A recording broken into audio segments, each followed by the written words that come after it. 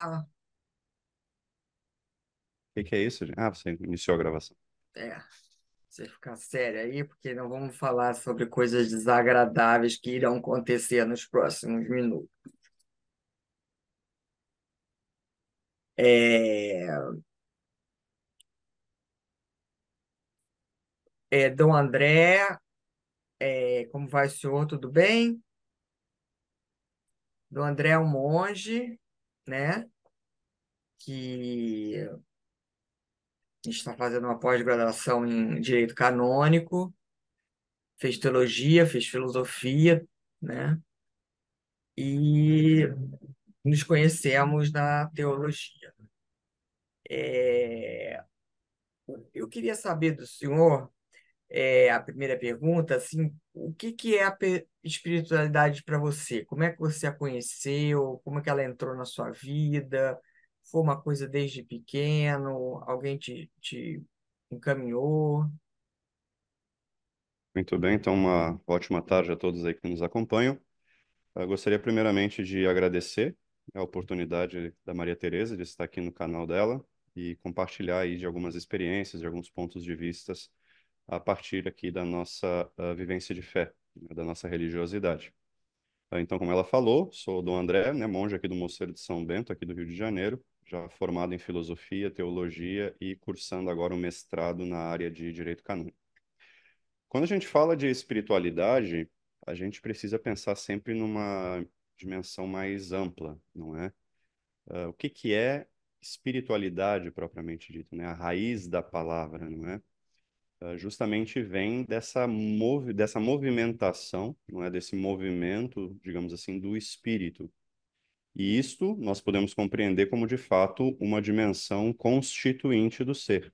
Nós somos, não é, intelecto, alma, nessa dimensão espiritual, psicológica, fisiológica, propriamente dita. Então, falar de espiritualidade é primeiramente falar de uma dimensão constitucional do ser humano. Por mais que muitas vezes a nossa sociedade é materialista, imediatista, acabe muitas vezes ignorando, não é, essa dimensão que é uma dimensão tão fundamental e constitucional do nosso ser humano. Então, ser espiritual ou exercer, viver uma espiritualidade, nada mais é do que, de fato, viver diante desta dimensão transcendental que lhe supera, não é, que nos eleva, saindo do nosso imediatismo, do nosso materialismo propriamente dito, olhando para a nossa vivência interior e assim nos projetando para algo maior que nós mesmos. E como é que entrou o catolicismo na tua vida? É uma espiritualidade que você, como diz, escolheu? É uma tradição de família? É alguma coisa que você buscou?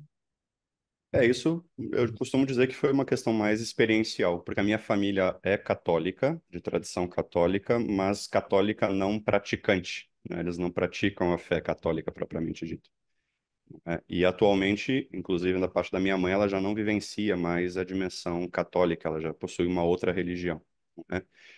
Mas eles sempre me incentivaram, tanto é que ela mesma, minha mãe, que me colocou para fazer a iniciação cristã, né? Os sacramentos da iniciação cristã. Então foi justamente naquele momento, eu acho que eu tinha mais ou menos 12 anos, 12, 13 anos, ela me colocou para fazer a primeira Eucaristia. E a partir da experiência que eu tive na catequese de iniciação cristã, foi que eu comecei a participar, já não mais por influência dos meus pais, que não frequentam a igreja, não é mais por uma decisão pessoal, por uma experiência vivencial pessoal. Quer dizer, essas aulas de catecismo, elas te acenderam alguma coisa, te provocaram algum movimento, algum sentimento? Sim, sim, sim. A gente não tem como, pô, como prever, digamos assim, os caminhos de Deus, não é? Ah, Ou tentar imaginar, não é? Os caminhos que ele reserva para cada um, né?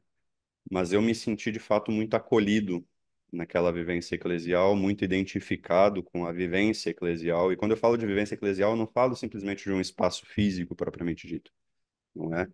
Mas falo sim da espiritualidade, dos elementos doutrinais que são oferecidos, enfim.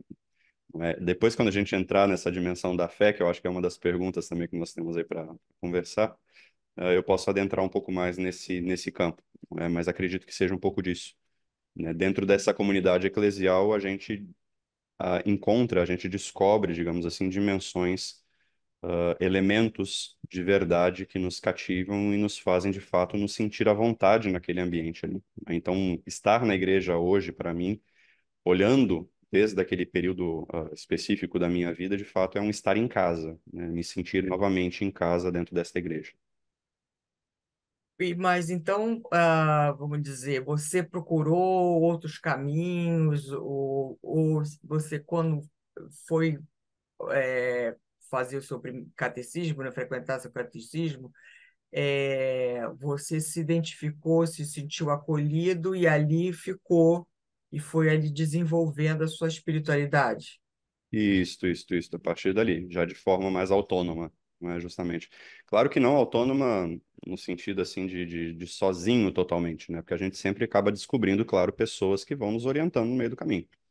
Eu mesmo tive o meu pároco, né, hoje já falecido, mas uma pessoa que eu devo muito, né, que ele basicamente me iniciou em todo esse processo, quase que me apadrinhou, podemos assim dizer também. Não é porque foi ele que foi o meu grande, se podemos usar esse termo, né, o meu mentor, não é, de É, orientação aí dentro da religião católica, dentro da igreja e dentro da fé, não é? Sempre frisando essa questão, né, como um elemento mais importante, que é o elemento da vida de oração. Não é não tanto a prática propriamente dito de alguns elementos, mas principalmente essa questão da espiritualidade, não é viver mais dentro da vida de oração como alimento substancial e cotidiano da nossa vivência cristã. e o senhor, como assim, como religioso, por que que o senhor escolheu ser beneditino? O senhor teve experiência com outras espiritualidades, tipo inaciana, agostiniana, ou Ahn, até a leiga apenas? Algum dia, porque que eu conheço o senhor, o senhor sempre é, quis, depois que entrou nessa iniciação, ser padre, enfim, ser um religioso, né? E, houve algum momento que isso entrou em dúvida, ou não? Ou procurou outros caminhos? Sempre existe a dúvida com relação aos caminhos a seguir, não é? Aqui a gente entra dentro de um elemento que, para quem conhece, inclusive, a espiritualidade naciana, deve compreender bem, que é o elemento do discernimento, não é? Os jesuítas frisam muito esse elemento. E todos nós, em determinado momento da nossa vida, a gente precisa fazer algum discernimento, né? Seja a pessoa na sua família, na sua casa, seja nós enquanto religiosos, né? A minha experiência religiosa dentro da vida consagrada, ela iniciou em uma congregação lá no Rio Grande do Sul, eu sou natural de Porto Alegre, numa congregação chamada Pobres Servos da Divina Providência, né, fundada por São João Calabria. Uma espiritualidade muito voltada para a questão da divina providência, como já diz o próprio nome da congregação, né, do abandono e do reavivar, digamos assim, o amor de Deus Pai providente no mundo, não é? E eles trabalham muito com centros educacionais, centros sociais, pessoas em situação de vulnerabilidade social, não é? Mas eu sempre tive um apelo muito grande a essa dimensão da espiritualidade, da liturgia propriamente dito, não é? Então eu já estava há 5 anos dentro dessa congregação, já havia feito toda a etapa de formação inicial, aspirantado, postulantado, já havia concluído já a filosofia, não é? Eu comecei a filosofia em 2009, 2011, eu já havia terminado o curso de bacharelado em filosofia na PUC, lá do Rio Grande do Sul. E em um ano, em 2012, nós fomos conhecer um mosteiro beneditino, não é? Justamente lá no interior do Rio Grande do Sul.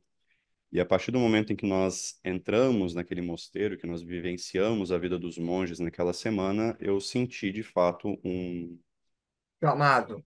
uma inquietação, né? A gente costuma falar isso, né? Uma inquietação no coração, assim, não chega a ser bem assim Não uma foi um crise chamado? propriamente dita, não é? Não, o chamado já existe, né? O chamado a ser consagrado propriamente dito. Mas ser consagrado aonde? Não é? Isso muitas vezes não fica claro, não é? E me identifiquei muito com a espiritualidade beneditina, porque a espiritualidade beneditina também tem na sua base a espiritualidade litúrgica. Então, como eu já era bastante, já tendia bastante, digamos assim, para essa dimensão da liturgia propriamente dito, então ter esse contato com os beneditinos para mim foi fundamental, não é?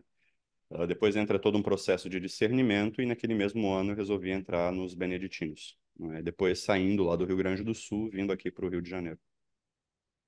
E o senhor podia explicar um pouquinho o que que é a liturgia dentro da catolicismo e o que é ser beneditino para o nosso público? Bem, a liturgia, ela sempre é uma ação do povo em direção a Deus, né? Então é um ato de louvor e ação de graças, se nós pudéssemos assim falar, né? Do homem reconhecendo Deus como seu Senhor, né?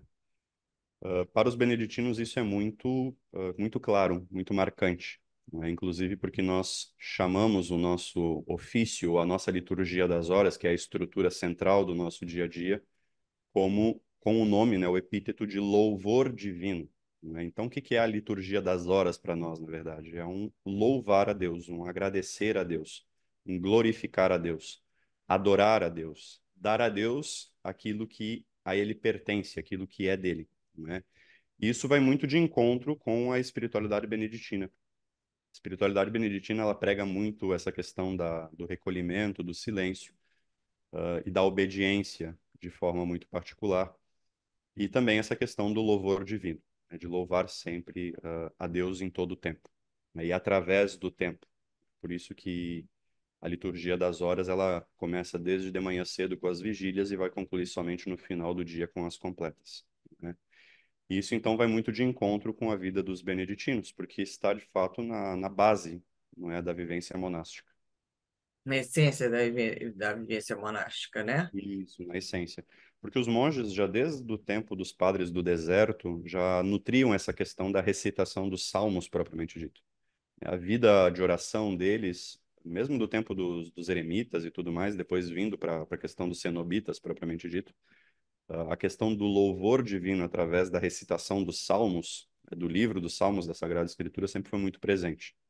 Não é? E os monges, depois no Ocidente, claro, né, já se utilizavam a salmodia no Oriente, no Ocidente também começaram a utilizar os salmos na sua vivência de oração também ao longo de todo o dia. Claro que isso depois, com a história, com o passar dos séculos, vai se estruturando até chegar ao que nós temos hoje, que é a estrutura do ofício divino, ou, no caso, dos diocesanos, do secular, da liturgia das horas, né?